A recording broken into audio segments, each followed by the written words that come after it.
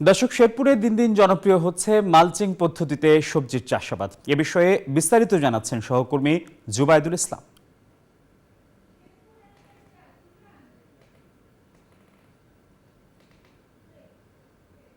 দিন দিন জনপ্রিয় হচ্ছে মালচিং পদ্ধতিতে সবজি চাষাবাদ। এই পদ্ধতিতে খরচ কম হয়, কৃষকরা দিন দিন এই মালচিং পদ্ধতিতে চাষাবাদে ঝুঁকছেন।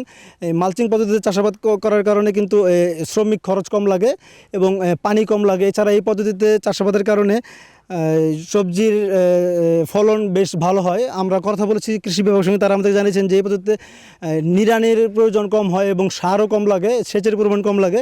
এজন্য কৃষকরা দিন দিন এই পদ্ধতিতে ঝুঁকছেন। এই পদ্ধতিতে কিন্তু বেগুন, টমেটো, মরিচ সহ বিভিন্ন ধরনের সবজি চাষ হয়। আমি এই মুহূর্তে আছি শেরপুর সদর উপজেলা লক্ষ্মণপুর ইউনিয়নের ছোটো ঝাড়জোড় এলাকায়। এই এলাকার একজন কৃষক মালচিং পদ্ধতি চাষ করেছেন। আমরা একটু জানবো যে তিনি কী চাষ করেছেন।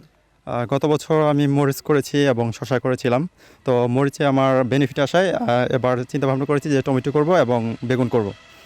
আর এই মালচিং পদ্ধতিতে আপনার শ্রমিক খরচ কম লাগে এবং আপনার মাটির আর্দ্রতা ধরে রাখে, যার ফলে আপনার গাছের যে পুষ্টিক খাবার এবং যে গুণাগুণটা পাওয়া দরকার সেটা ভালো পায়।